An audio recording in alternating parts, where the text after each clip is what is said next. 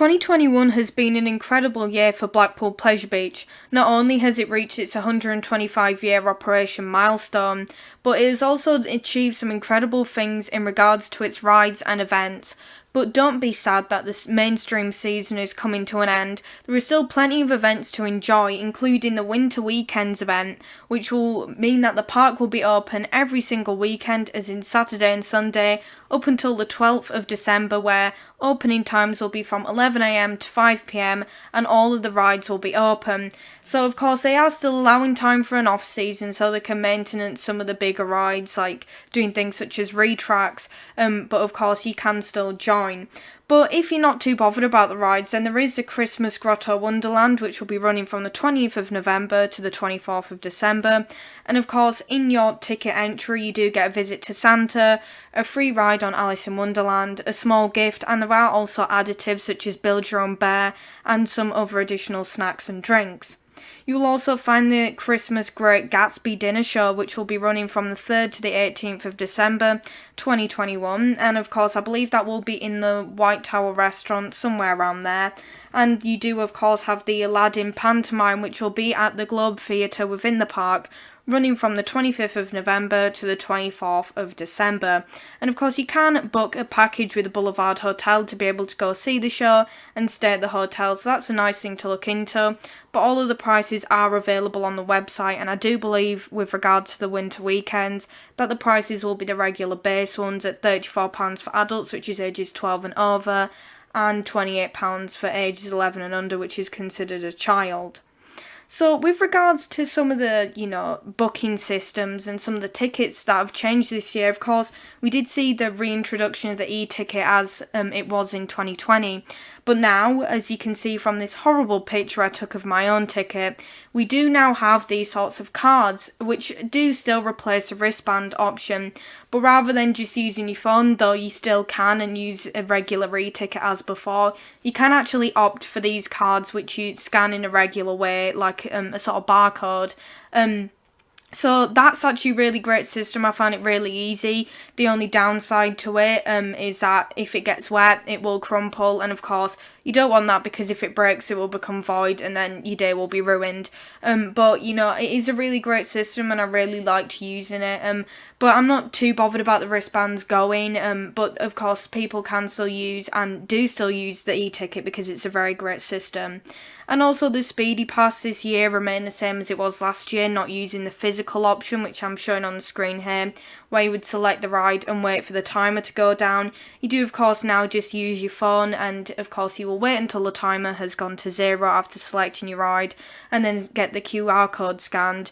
And from what I know, this has been a really easy system to use. Of course, there hasn't been very many errors with it. Of course, if your screen does end up locking, you can just refresh the page, and it's a really easy system to use from what I've heard from other people.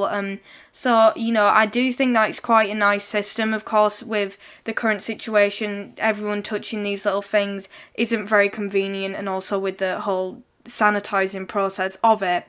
But then of course you do have the new website, which is a lot sleeker than the old one, although it's despite it being very easy to use, it doesn't have a search bar, so of course you will have to look around for things, but the search bar really doesn't matter in this, because everything's laid out really nice under really greatly categorized tabs. So I think that all the changes they made this year have been absolutely great. I really do enjoy the way they've changed all the interface, so it looks nicer and it's more clear. And also with the ticket system, it's really easy to use, and of course if you need any help, they do actually have a full detailed guide on the website, or if you don't like to read, then I have a few videos up on how to use it. So then of course the rumour mill has been in full motion with regards to two roller coasters, which I did a full video on, and that is of course Grand National and Icon.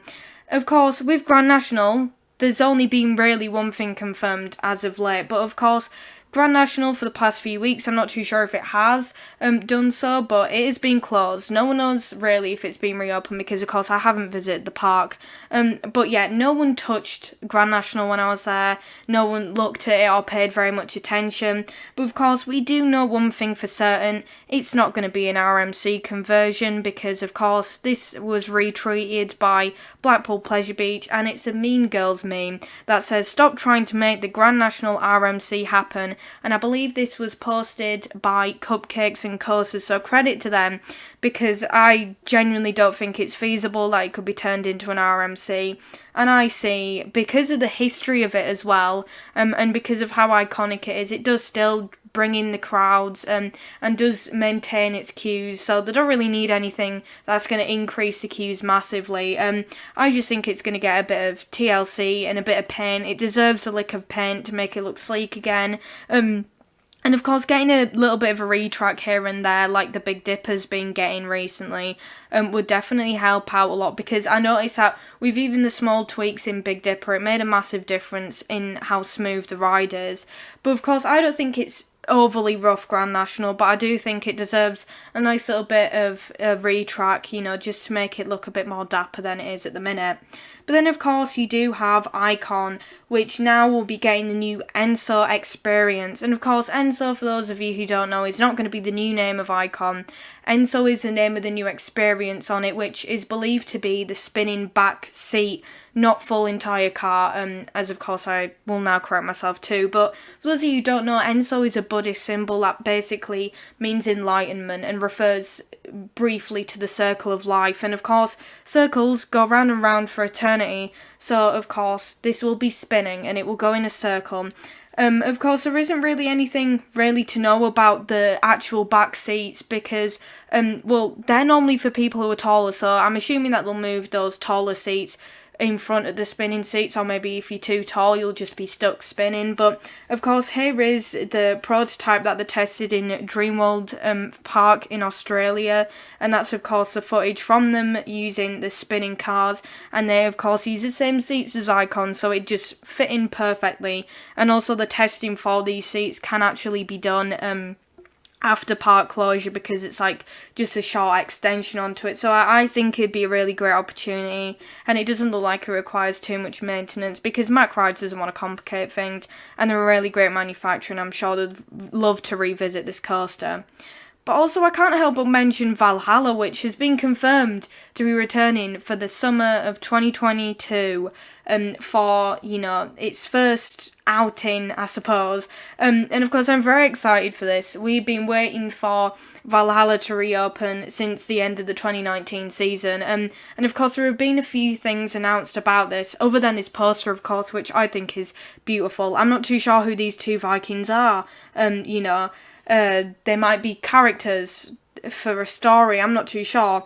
But of course, we have been told that there will be fire. Of course there will be fire. Valhalla's known for its intense amounts of fire, and of course you can see that in the fiery logo.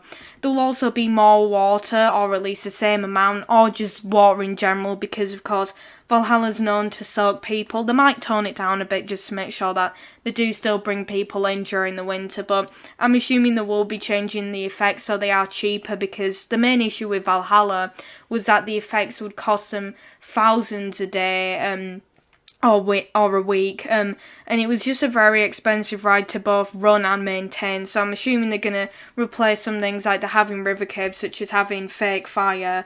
But then they've also announced that there will be some sort of twist, whether that's in the ride layout or story or scenery. But I'm very excited to see what that is.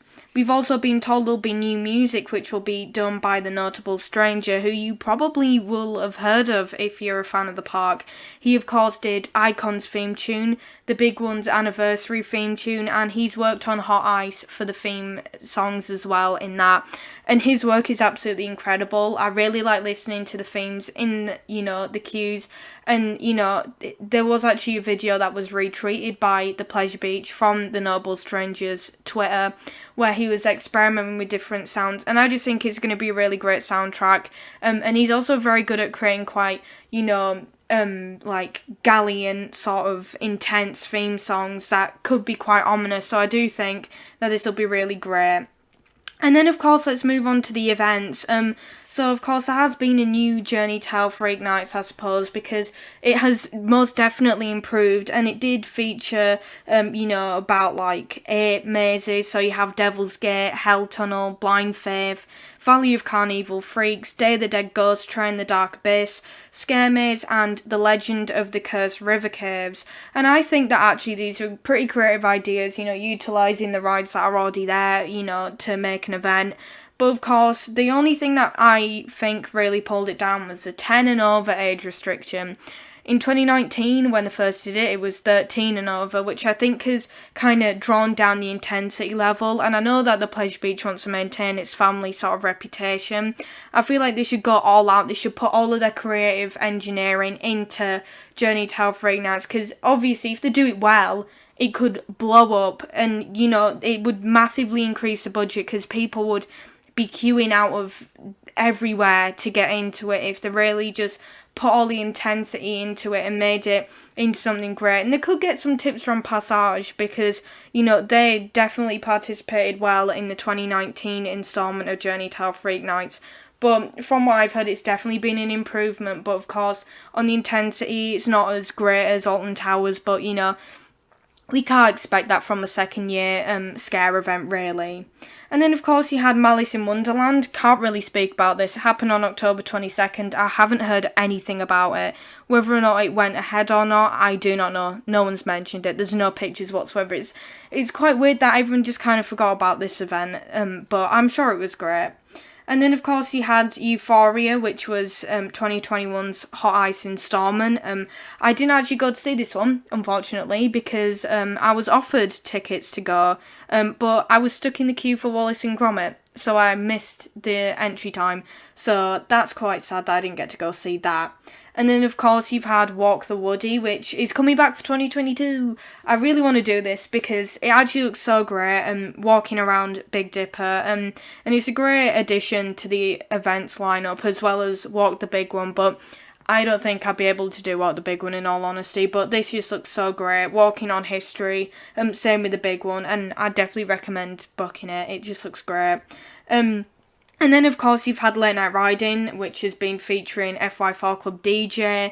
And, of course, the fireworks were meant to be on Saturday the 6th of November. That didn't happen, and that will now be happening on the last day of the winter weekends, which is December 12th. And you can come back then if you did actually go on that day, in case you missed out on that. And you can go for free if you did, of course, go on the day where the fireworks were meant to be. And, of course, it didn't happen because of the weather, which is quite unfortunate. But of course, the Late Night Riding for me was great. The queues were tolerable.